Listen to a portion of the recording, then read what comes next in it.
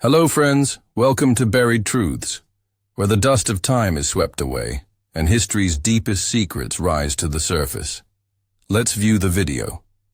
Tipu Sultan, the indomitable Tiger of Mysore, stood as one of the fiercest opponents the British Empire ever faced in India.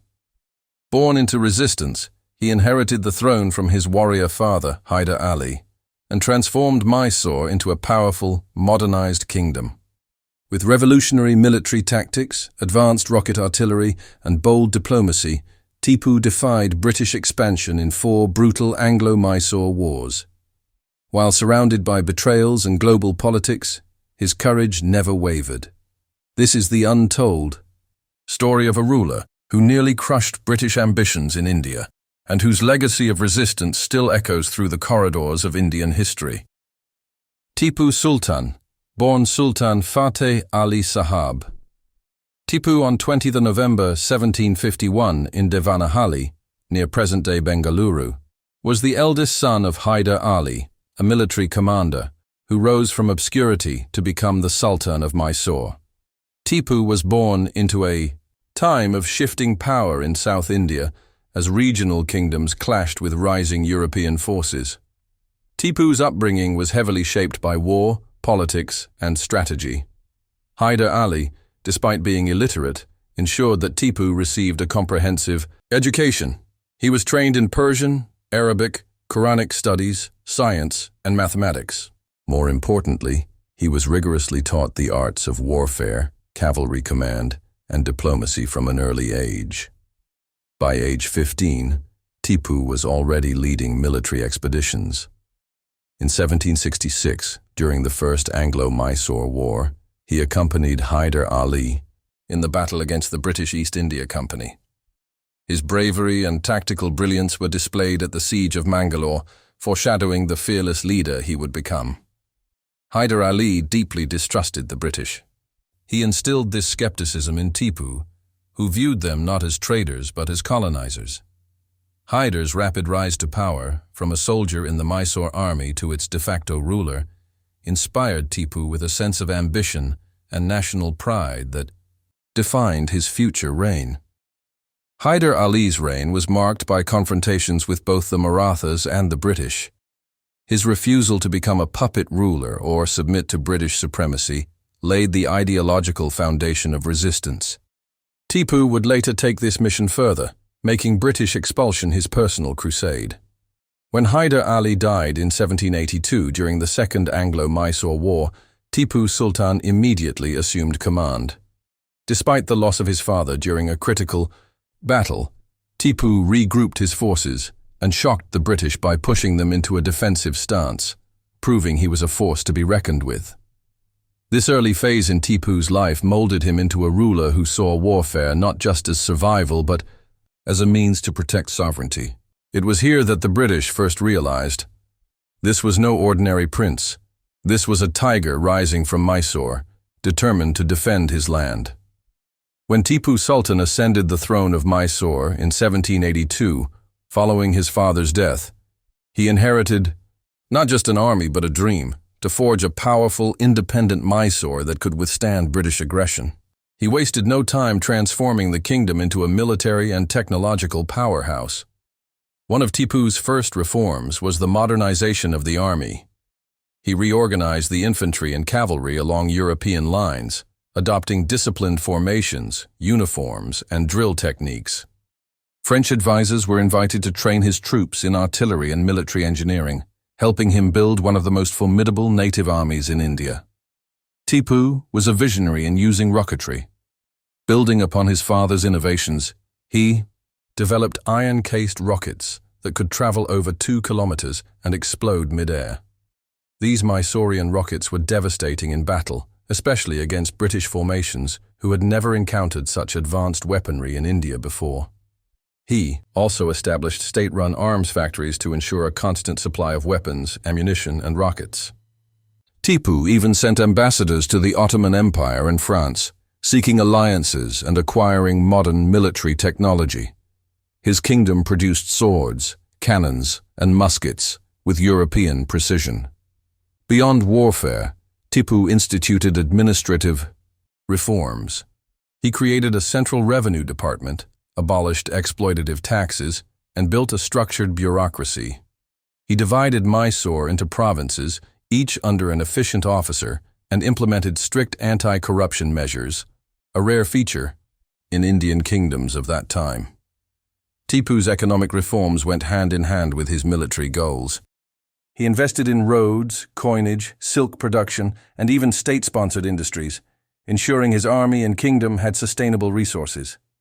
Mysore's economy flourished under a wartime yet progressive economy.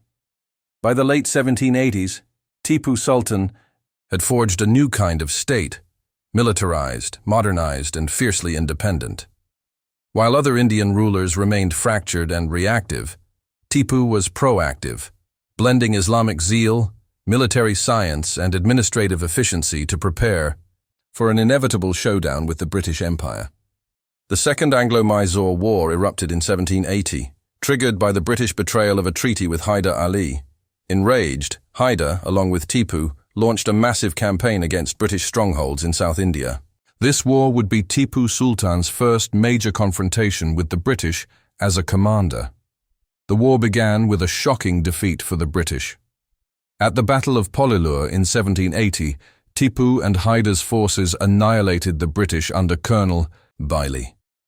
It was one of the East India Company's worst military disasters, and Tipu's use of rockets and cavalry proved devastating. Tipu swiftly moved through the Carnatic region, capturing forts and disrupting British lines.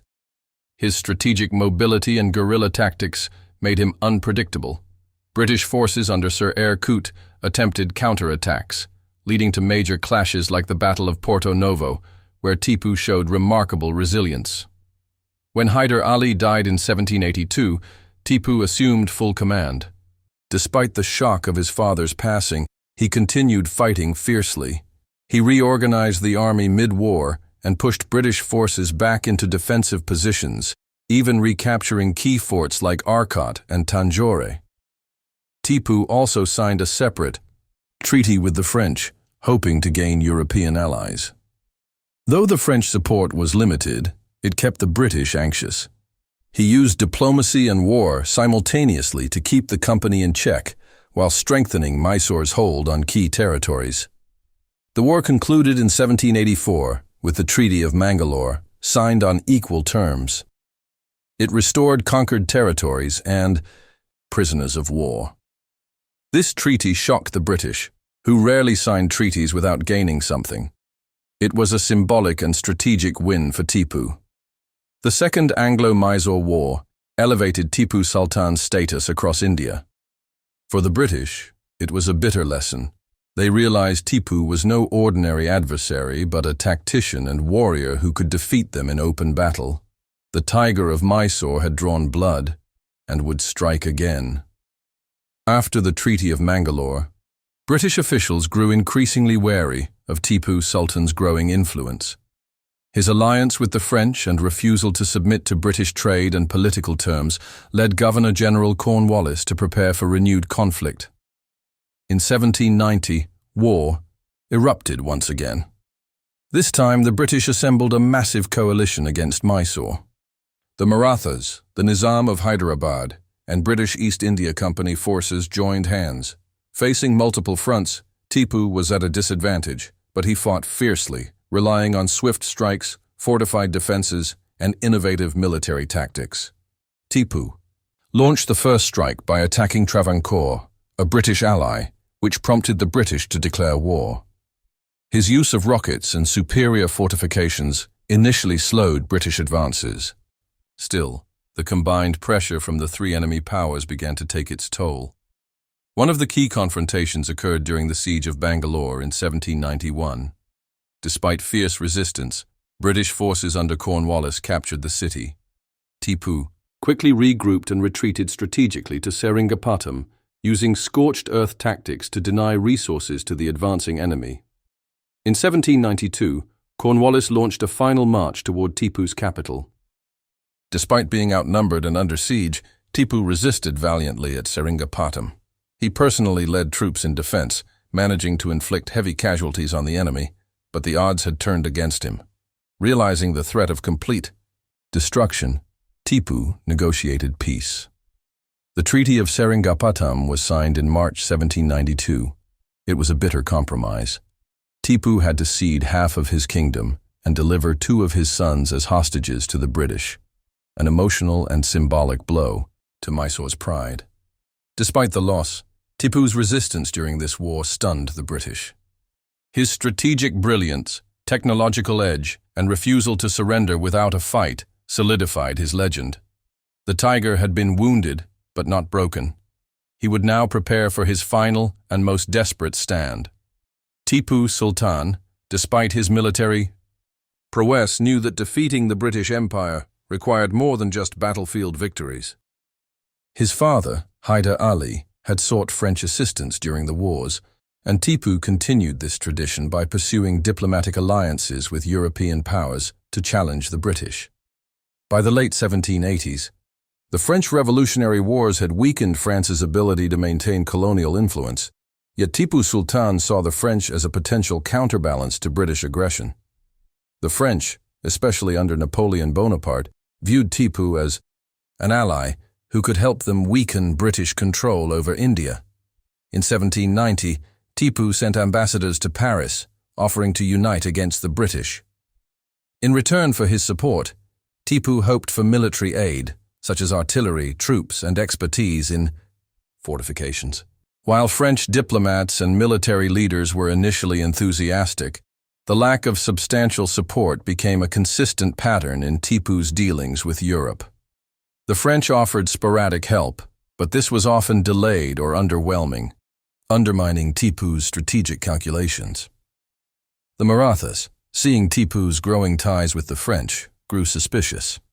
They too had been at odds with the British but feared Tipu's ambitions. As a result, the Maratha Empire withdrew their support for Tipu during the Third Anglo-Mysore War, leading to a key betrayal. Without the Marathas' backing, Tipu's position became even more precarious. Despite these setbacks, Tipu Sultan remained resolute. He continued to forge ties with other foreign powers, reaching out to the Ottoman Empire and even extending a hand to the Russian Tsar.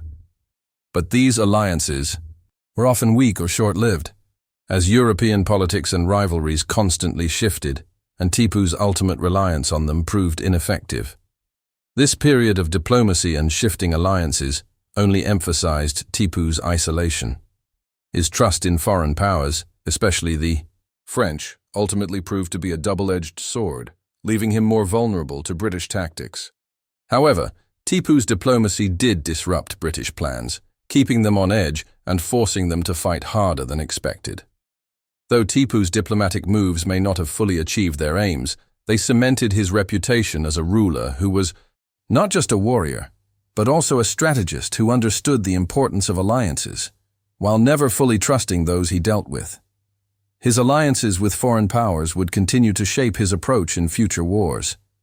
The Fourth Anglo-Mysore War marked the tragic and final chapter in Tipu Sultan's relentless struggle against the British Empire.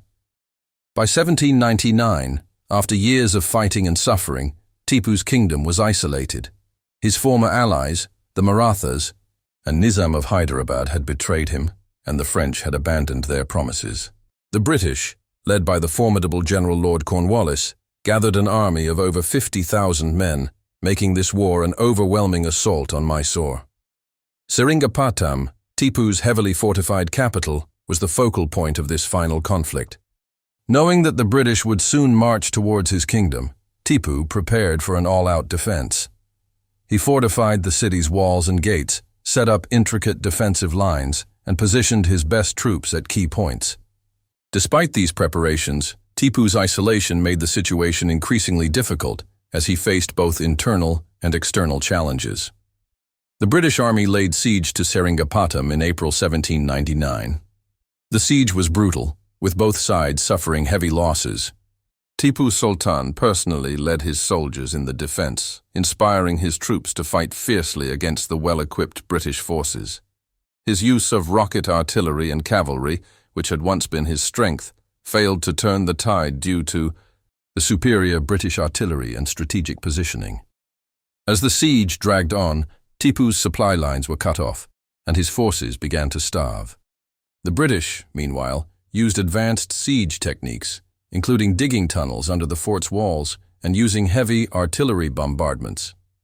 By May, the British forces breached Seringapatam's defenses, and the battle for the city reached its bloody climax. In the early morning hours of May 4, 1799, the British stormed the city.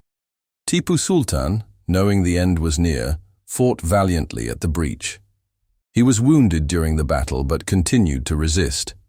His final stand was one of desperation as he moved to the gates of the city, rallying his men. The British, however, overwhelmed his forces, and Tipu Sultan was martyred in the final push. With the death of Tipu Sultan, Mysore's resistance collapsed. The British captured Seringapatam, looted its treasures, and razed many of the city's defenses. Tipu's sons were taken as prisoners, and Mysore was eventually annexed. The fall of Seringapatam marked the end of an era of resistance to British colonization in southern India. Tipu Sultan's death was a monumental loss for India, but his courage, determination, and legacy of resistance continued to inspire later generations. While he may have fallen, his legacy as the Tiger of Mysore would live on, reminding future generations of the fierce struggle against British colonialism. The death of Tipu Sultan at Seringapatam in 1799 was a monumental loss for Mysore, but his legacy of resistance to British imperialism left a lasting impression on both India and the British Empire.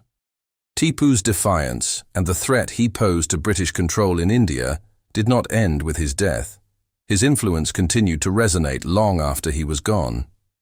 What the British feared most about Tipu Sultan was not only his military prowess, but his ability to inspire widespread resistance among the Indian subcontinent. Tipu's leadership united various factions, from his own Mysorean forces to his alliances with the French, and even his diplomatic outreach to the Ottoman Empire. This made him a symbol of hope for those who dreamed of independence from British rule. Tipu's innovative military strategies, particularly his use of rocket artillery, terrified the British. His rockets were far more advanced than anything the British had in India at the time. The British found it difficult to counter this technology, which Tipu used with such devastating effect in battles such as the Battle of Polilur and during the sieges of his capital. His rockets were a constant reminder to the British of their vulnerability in the face of a highly skilled and determined enemy. Additionally, Tipu Sultan's aggressive diplomatic maneuvering proved a major threat to British dominance. His persistent attempts to align with other European powers, particularly France, kept the British on edge. Though these alliances were not always fully realized, they were a persistent reminder to the British that their grip on India could be threatened not just by military means, but through international coalitions. Tipu Sultan's understanding of the importance of psychological warfare also struck fear into the British. He was known for his brutal retaliation against traitors and his determination to fight to the last man. The British recognized this unyielding resolve and understood that defeating him would not be easy. His death at Seringapatam was not the end of his legend. It marked the beginning of a myth of resistance that would inspire future generations to stand against British oppression. The British also feared Tipu Sultan's vision of an independent, self-sustained Indian state.